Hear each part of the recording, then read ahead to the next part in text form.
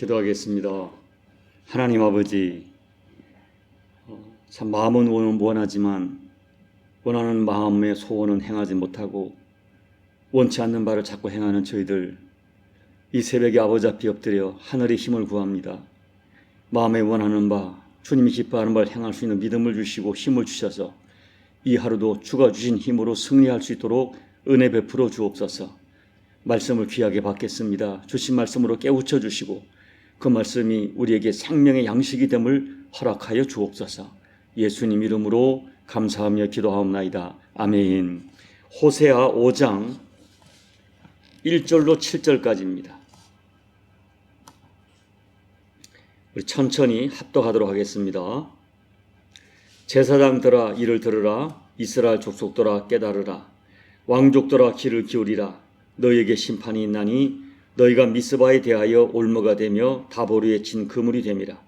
패역자가 살육죄에 깊이 빠졌음에 내가 그들을 다 벌하노라. 에브라임은 내가 알고 이스라엘은 내게 숨기지 못하나니 에브라임아 이제 내가 음행하였고 이스라엘아 더럽혀 듣느니라. 그들의 행위가 그들로 자기 하나님에게 돌아가지 못하게 하나니 이는 음란한 마음이 그 속에 있어 여호와를 알지 못하는 까닭이라. 이스라엘의 교만이 그 얼굴에 드러났나니 그 죄악으로 말미암아 이스라엘과 에브라임이 넘어지고 유다도 그들과 함께 넘어지리라. 그들이 양떼와 소떼를 끌고 여호와를 찾으러 갈지라도 만나지 못할 것은 이미 그들에게서 떠나셨음이라. 그들이 여호와께 정조를 지키지 아니하고 사생아를 낳았으니 그러므로 새 달이 그들과 그 기업을 함께 삼키리로다. 아멘.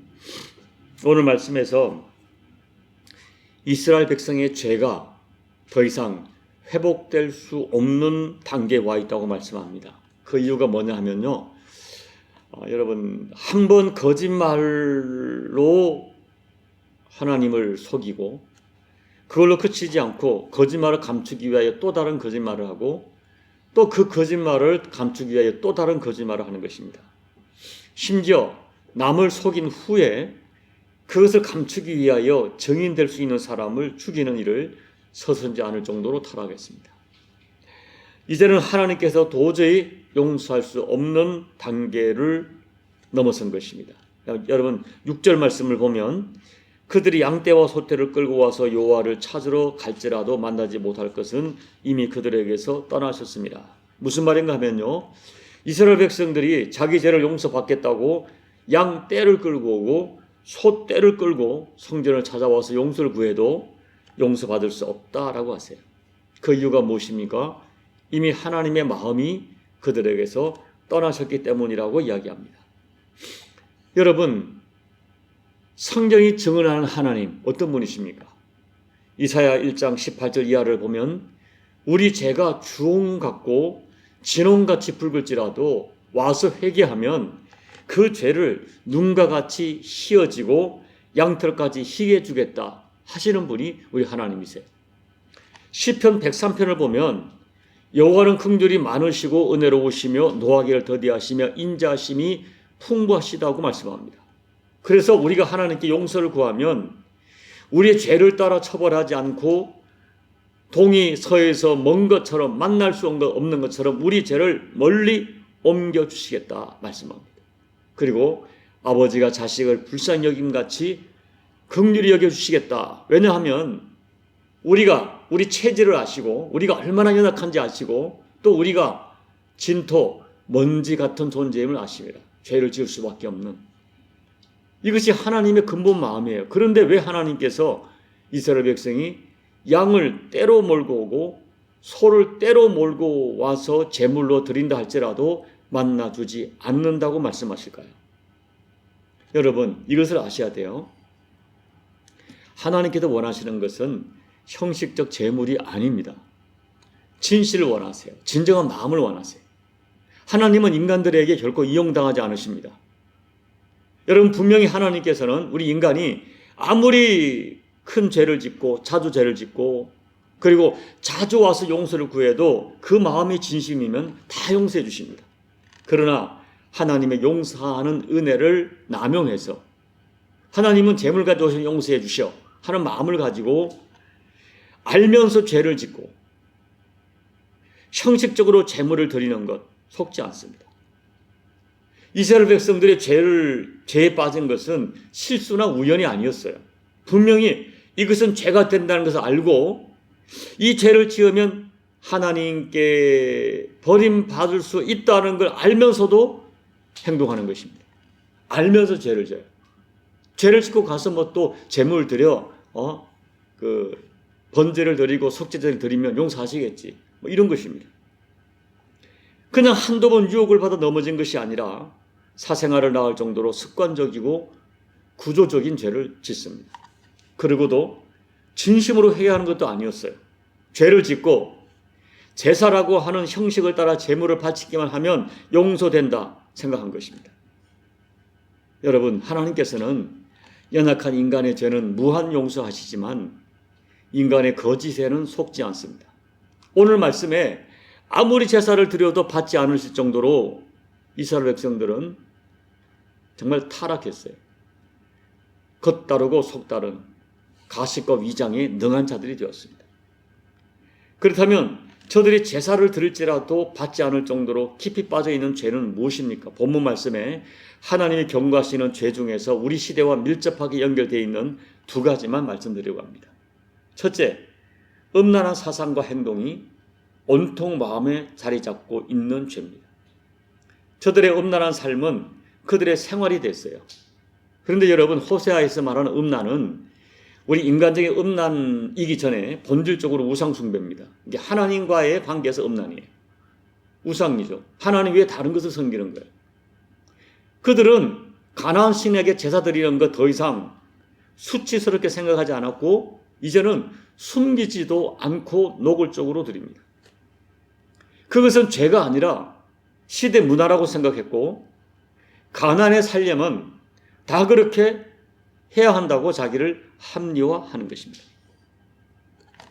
그런데 하나님께서 진단하시는 것은 그게 아니라 너희들의 마음에서 하나님을 버렸고 너희들의 마음에 하나님 대신에 우상을 섬기는 음란한 사상이 자리 잡고 있기 때문이라고 해석하십니다. 4절을 보면 음란이 그들의 마음에 깊이 자리 잡고 있다. 그들의 마음에 음란이 있다. 그러니까 그들의 마음 속에 우상이 깊게 자리 잡고 있으니까 하나님이 들어갈 자리, 하나님 말씀이 들어갈 자리가 없다는 의미입니다. 1절을 보면 이런 것들이 놀랍게도 제사장과 왕족과 이스라엘 백성 전체에 만연되고 있다는 것입니다.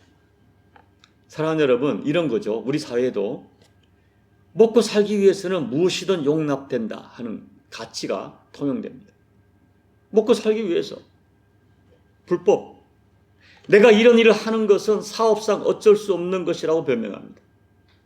어떤 가정에 남편이 외도하다가 발각됐는데 남편이 당당하게 말하는 거예요. 사업하려고 내가 먹고 살려고 이 짓 한다. 이렇게 변명하는 거죠. 다 그렇게 사는 것이라고 변명합니다. 이런 생각이 당시 사람들의 사고를 완전히 지배하고 있었어요. 지금도 마찬가지예요. 그런데 안타까운 것은 하나님을 섬기는 이스라엘 백성이나 오늘 현대 크리스찬들의 사고를 지배하는 것이 하나님 말씀에 의한 가치관이 아닌 것 같아서 두려운 것입니다.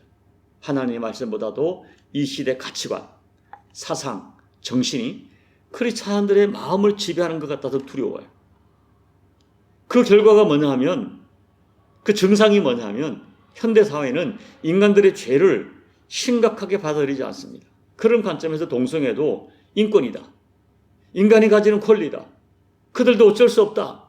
이렇게 얘기하면서 그냥 당당하게 이제 과거의 음지에서 양지로 나오고 있는 것입니다.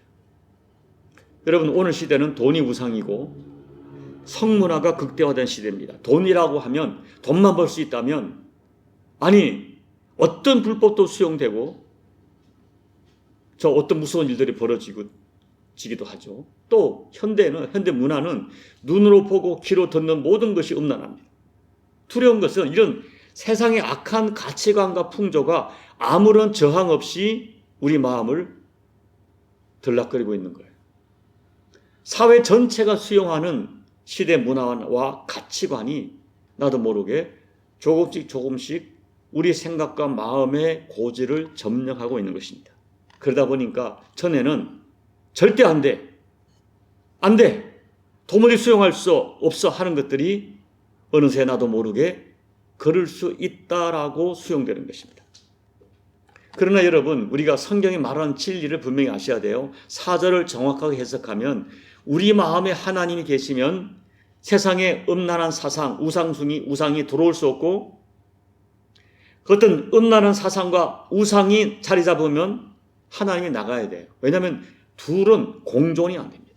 이 하나님과 우상은 도저히 동시에 같은 장소에 공존할 수 없고 같이 섬길 수가 없기 때문입니다.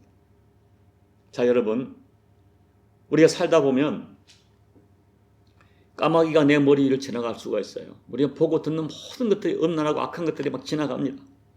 그것은 막을 수 없어요. 그것은 내 책임이 아니에요. 그런데 까마귀가 내 머리에 둥지를 틀고 내 마음에 자리 잡게 되는 것은 전적으로 내 책임입니다. 우리는 그것을 정말 잘 구별해야 돼요. 정말 달라야 돼요.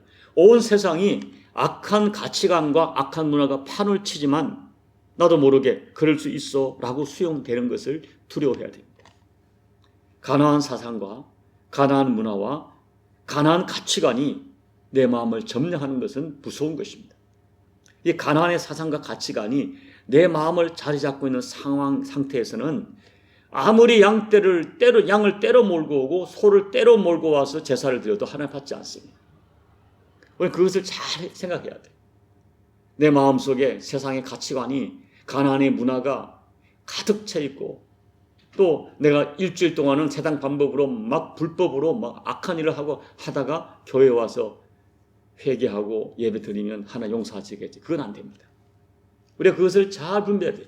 연약하여 넘어지고 연약하여 범죄한 것 하나님께 진실로 회개하면 하나님은 7번에 70번도 받으시지만 우리가 어떤 습관적인 것, 내 마음에 그 사상과 가치관이 꽉 자리 잡고 있는 것, 하나님의 들어갈 틈이 없는 것 하나님이 아십니다. 오늘 그걸 말씀하시는 거예요.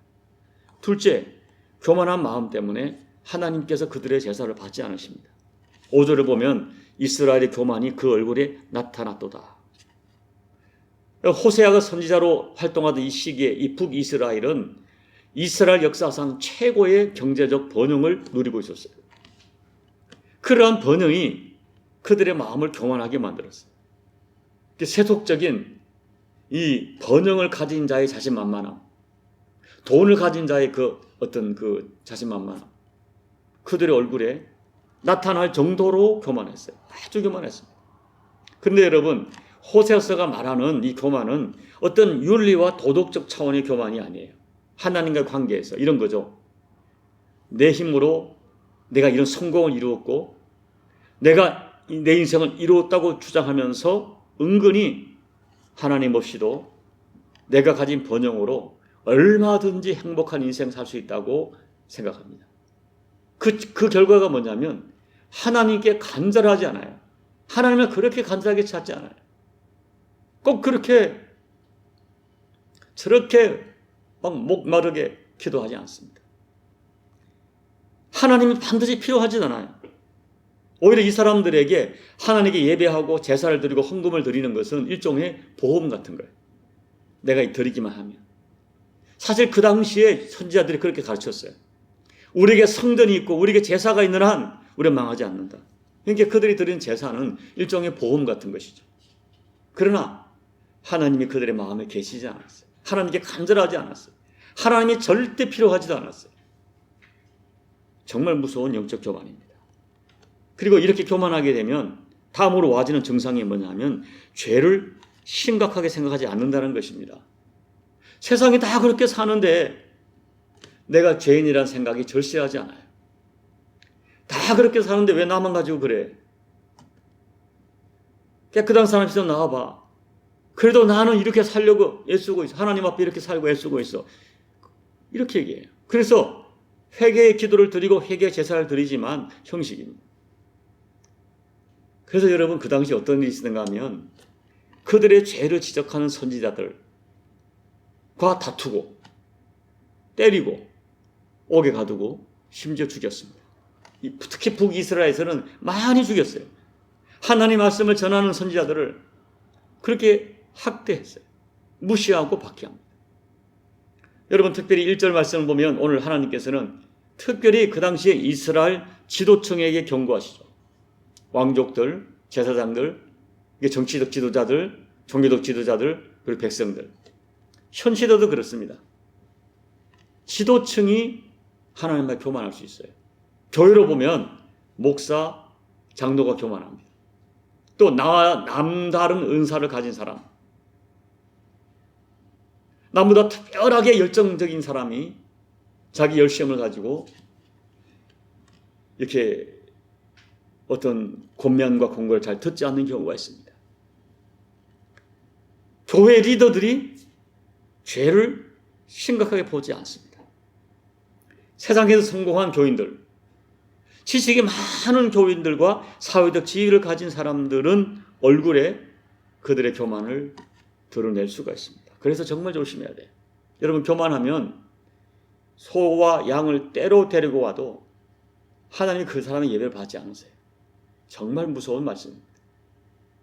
자, 오늘 이스라엘 백성들은 마음의 중심에 하나님이 계시지 않는 거, 마음에 우상이 있는 거, 하나님 정확히 아셨어요. 또 그들이 자기들이 성공했다고 번영했다고 교만한 것, 그래서 하나님께 간절하지 않는 것, 그래서 그들이 드린 모든 예배가 어떻게 보면 형식이고 주일을 성수해야 되니까 뭐 이런 거죠. 또 헌금도 형식이었어요. 내 선에서 이 정도 되겠지. 다 형식이었어요. 이제 말씀을 정리합니다. 1절에서 들어라, 깨달으라, 귀를 기울이라 하시는 것은 마지막으로 아직도 기회를 주시는 하나님 아버지의 사랑의 호소예요. 아버지가 뭐가 아쉽다고 자식들에게 호소합니까? 사랑하기 때문에 다시도 기회를 주시는 거예요. 하나님께서는 그냥 이 호세아를 희생해서 이상한 결혼해서 고매를 이게 너희다, 제발 돌아오라 말합니다. 이렇게 하나님이 계속 내 마음을 두드리시는데 교만하고 거부하고 계속 죄를 반복하면 양을 떼로 몰고 오고 소를 떼로 몰고 와도 받지 않으신다. 여러분, 현실적으로 여러분 우리는 이 세상을 살면서 도무지 죄를 짓지 않고 사는 것은 불가능합니다. 저는 그렇게 생각해요. 그래서 우리는 끊임없이 말씀으로 자기를 비추어 자기를 성찰하고 하나님 앞에 나가 죄를 회개하며 용서받아야 됩니다. 7번씩 70번 넘어져도 7번씩 70번 가서 엎드려야 됩니다. 예수님이 십자가 앞에 엎드리고. 그런데 절대로 형식적으로 엎드리지 말아야 됩니다. 형식적으로 하나님을 속이지 말아야 됩니다. 습관적인 재회개를 하지 말아야 됩니다.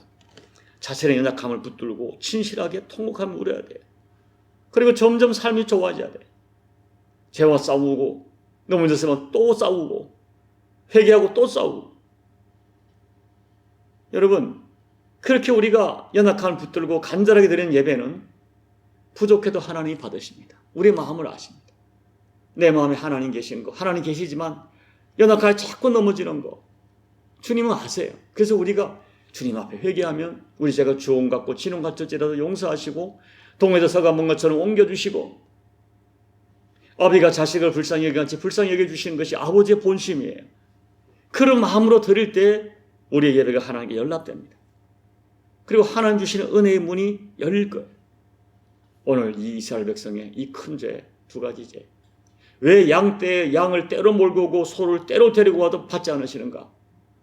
하나님 아픈 마음을 생각하시면서 오늘 지나간 역사 이야기가 아니라 저 여러분의 심령을 달아보시고 하나님과의 관계에서 하나님 받으시는 그런 심령, 그런 마음으로 드리는 예배, 그 은혜가 저와 여러분에게 꼭 허락되기를 예수님 이름으로 축복합니다. 아멘. 우리 찬송가 279장을 부르겠습니다. 인내하신 구세주여 내 말 들으사 죄인오라 하실 때에 날 부르소서. 주여 주여 내가 비오니 죄인오라 하실 때에 날 부르소서. 자비하신 보좌 앞에 꿇어 엎드려 자복하고 회개하니 믿음 주소서. 주여 내가 비오니 죄인 오라 하실 때에 날 부르소서. 주의 공로 의지하여 주께 가오니 상한 마음을 고치시고 구원하소서. 주여 내가 비오니 죄인 오라 하실 때에 날 부르소서. 만복 근원 예수시여 위로하소서. 우리 주와 같으시니 어디 있을까. 주여 내가 비오니 죄인 오라 하실 때에 날 부르소서. 아멘. 인내하신 구세주 우리 주 예수님이시여, 우리가 하나님 앞에 나와 엎드립니다. 참 연약합니다. 부족합니다.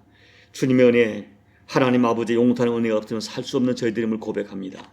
이런 진실한 마음으로 엎드릴 때 용서하시고 또 우리를 어여삐 여기시고 긍휼히 여기시고 베푸시는 아버지의 은혜가 평생 마르지 않는 저희들 되게 도와주옵소서. 하나님 아버지, 오늘 소를 때로 몰고 와도 양을 때로 몰고 와도 그들의 제사를 받으실 수 없는 아버지의 안타까운 마음, 아픈 마음을 우리가 깊이 헤아려 우리의 드리는 예배가 우리의 심령 속에 하나님 형식과 또 가식으로 나가지 않게 도와주시고 가장 정직한 마음으로 주님 앞에 나가 주님 앞에 교제하고 내 마음을 토하고 하나님 연약한 모습이면 연약한 모습 그대로 나가 주님 앞에 내 심령을 토할 때 받아주시고 또 우리를 치료하시고 구원하시는 하나님의 그 은혜가 마르지 않는 그 삶을 살아내는 저희가 될 수 있도록 하나님 은혜 베풀어 주옵소서.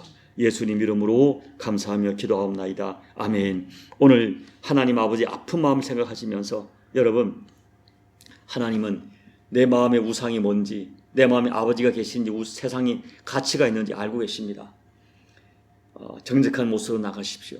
그리고 어떤 경우도 여러분의 제사가, 여러분의 헌신이, 여러분이 드리는 예물이, 드리는 예배가, 찬송이, 기도가 여러분 형식이 되지 않도록 정말 하나님 앞에 가장 정직한 마음으로 나가기를 이 새벽에 결단하시고 또 그런 신앙생활을 다시 한번 다짐하시고 우리 나무십자가 교회가 그런 정직한 영으로 하나님 배 없는 교회가 될 수 있도록 기도해 주시고 조국 대한민국 교회를 위해서 하나님 받으시는 교회가 될 수 있도록 여러분 정말 안타까운 마음으로 기도해 주시기 바랍니다. 그리고 여러분 주변에 고통하는 교우들 위해서 기도해 주시고 여러분 각자의 개인 기도로 예배를 마무리하시고 돌아가시기 바랍니다. 기도하겠습니다.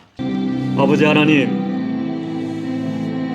우리가 가장 정직한 모습으로 하나님 앞에 서게 도와주십시오.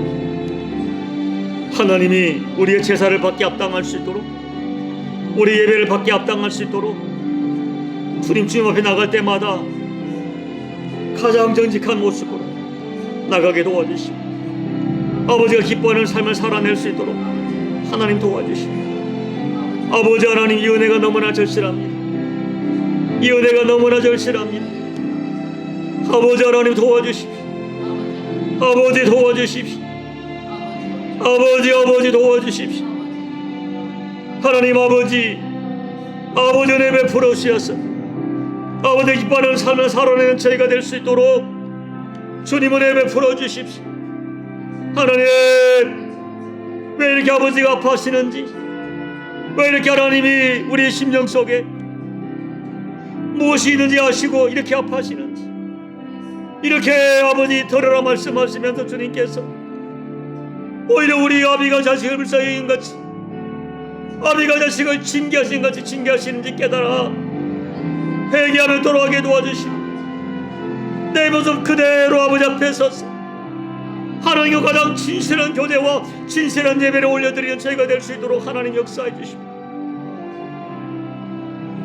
아버지 하나님, 우리의 예배가 아버지 앞에 정직하기를 원합니다. 우리 드리는 헌신이 아버지 앞에 정직하기를 원합니다.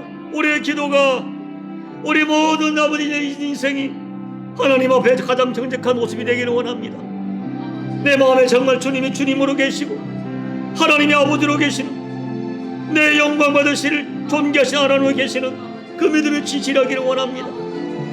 마음의 우상이 없게 도와주시고 아버지 앞에 가장 정직한 영으로 나가서 예배를 드리고 기도하고 아버지를 찬양할 때마다 하나님의 강력한 임재가 경험되게 도와주시고, 나를 더 영광 받으시는 하나님과 나를 용서하신 아버지의 은혜가 내게 실제가 될 수 있도록 도와주십시오.